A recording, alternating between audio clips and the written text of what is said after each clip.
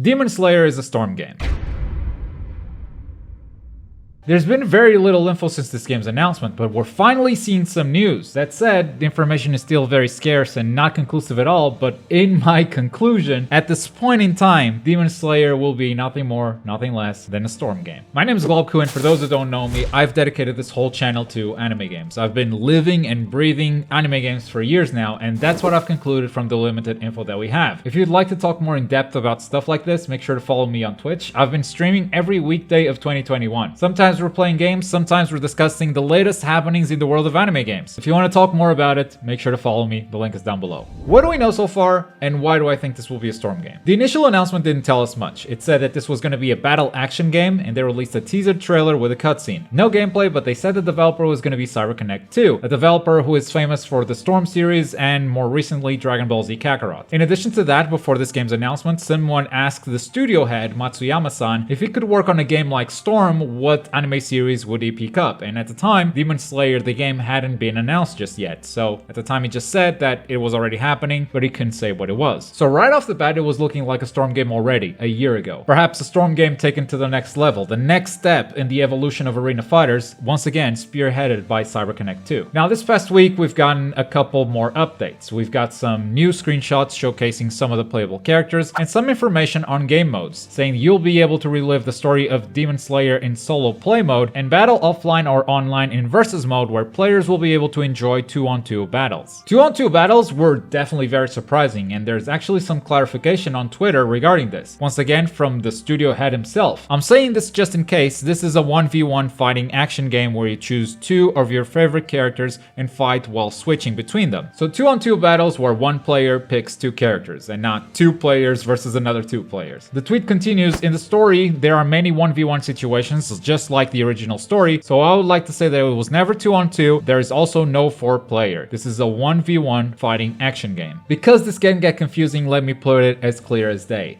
The conclusion to these series of tweets and announcements is that it's one player versus another player, but each player can pick two characters. Let's take Storm 4 for example. Player 1 here will pick two sword fighters because this is Demon Slayer, and player 2 will pick another two sword fighters, and we'll just let the CPU battle it out while we keep talking about things. It's one player versus another player, but each one is controlling two characters and switching between them. That's not to say there won't be 1v1. In story mode you play 1v1, so the engine is perfectly capable of handling that. There may even be an option to play 1v1 in offline or online, it just won't be the main mode, just like in Storm. You can pick solo battle and play 1v1, but it isn't the main thing. The main thing is team battle 3-on-3. And in this 2v2 mode, it is possible to switch between characters. The tweet has confirmed that much, which takes us even further into the idea that this will be very much like a Storm game. That said, I think there are a few obvious differences, and I'm honestly very optimistic about its future. We could actually be witnessing the birth of the first proper competitive arena fighter. It's a big claim, especially since it's technically not the first competitive arena fighter. There have been others in the past. I'd consider the My Hero games to be capable of competitive gameplay. I would also consider Kill la Kill if competitive, but none of those games quite blew up like Storm. Thing is, I don't think Storm is a good competitive game. That doesn't mean it's not capable of cultivating a competitive scene. I mean, it has done that. It has cultivated a competitive scene that is still going nowadays. But any game can be competitive if the community is willing to push it and overlook whatever systems it feels like, and that's how I feel about Storm. There's a dedicated and passionate community that loves Naruto so much and loves the visuals and the style of that game that they'll make it competitive despite the game fighting against it. I've been promising a video on this topic for a while now, I know, and it's coming. I have a huge respect for Storm, but the game just has too many problems to be competitive in my opinion. And these are objective issues that the best Storm players in the world will not be able to deny. In fact, they're the first ones to complain about it. Demon Slayer has the potential to be the first big competitive arena fighter, doing away with the awful reputation that anime games have of being just mashy party games. And it starts right at the core of its systems. Demon Slayer doesn't have substitution jutsu. CyberConnect 2 can finally move away from that system that they've been stuck with since the PlayStation 2 era. If you make a mistake, you get hit, you get punished in return, you take that damage, and that's already a huge step forward for this fighting style. Characters can still have fast movement just like in the Storm games, but maybe combos wouldn't be as big, as Demon Slayer itself focuses on killing opponents with very few but heavy heavy hits. And of course, since characters cannot escape combos with a substitution jutsu, you have to be extra careful with infinites or unblockable setups. You know, the kind of stuff that Storm never had to fix because they didn't need to worry about that stuff. There's a sub button, it fixes everything. With Demon Slayer, there's a big chance for a more grounded, less chaotic type of arena fighter with easy to pick up gameplay because every character can still play somewhat similarly to one another, whether they are a sword fighter like most characters in this roster or a brawler like Nezuko, but then have their unique special attacks that highlight the qualities of each character while giving them certain gimmicks and different playstyles. Instead of a chakra meter, they would probably have something like stamina. Since breathing is at the core of their techniques, it could have a stamina meter that slowly fills up over time instead of characters having to charge up chakra. It just doesn't make sense in this universe. But of course, I'm also concerned that this might not happen precisely because it's CyberConnect 2. They are the masters of good anime visuals and gorgeous cutscenes, over-the-top action, fan service. Their games have literally never disappointed in those fields, but they were never great at developing fair systems or game balance. They are completely unproven in this field. That's not to say they're not capable of it, they've just never done it before. And yeah, perhaps I'm setting expectations too high. After all, Storm 4 is a game that benefited from being the 6th of its kind. So there was a lot of time for them to release different games with different features, tweaking them, removing systems, adding systems, culminating in what Storm 4 was. Demon Slayer would be working on and implementing brand new systems from the ground up with one attempt. It might not be a game that meets those expectations, but I wouldn't bet on this game being any smaller in scope. Recently I watched a video that was kind of eye-opening from the very popular Super Eye Patch Wolf, the current state of Shonen Jump in 2021. If you pay any sort of attention to anime or manga, you've seen the name Shonen Jump pop up somewhere. It's the biggest manga publication in Japan. In Shonen Jump since 2008, One Piece has been their biggest seller ever. No other anime, no other show ever came close. No, not Dragon Ball, not Naruto, not Bleach, none of them. But last year in 2009, someone finally broke through. The streak was broken by none other than Demon Slayer. And that on its own is already impressive, but what's even more impressive is the number of sales. One Piece sold 7.7 million copies in 2019, while Demon Slayer sold 82 million. That's a number that I can't quite comprehend. And like Super Eye Patch Wolf puts it, if you put together the best One Piece year, the best Bleach year, and the best Naruto year, combining them all, they still only make slightly more than half what Demon Slayer did this year. And that's just manga sales. The anime is also incredibly popular. The movie was for a time the #1 film in the entire world, and with this much success, it's hard to look at this license and not give it the best shot it's got. It might honestly be the license that breaks the Bandai Namco monopoly on anime games. It's the biggest license that they couldn't grab. Because if you weren't aware, Bandai Namco is not publishing this. The ones publishing this are Aniplex. Though that might also be a cause for concern, because so far Aniplex has only published games of a much smaller scope and budget. So who knows how much they're willing to bet on this one. No.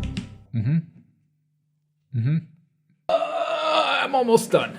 Food time soon. Despite it being almost a year since the game's announcement, the first wave of updates didn't really clear up much regarding the game. We're getting a story mode, which we already expected, and the main battle system would be a 2v2, and that was definitely a surprise. Though that only raises more questions, like we still don't know if the two characters will have a shared health bar, if it's an actual tag game.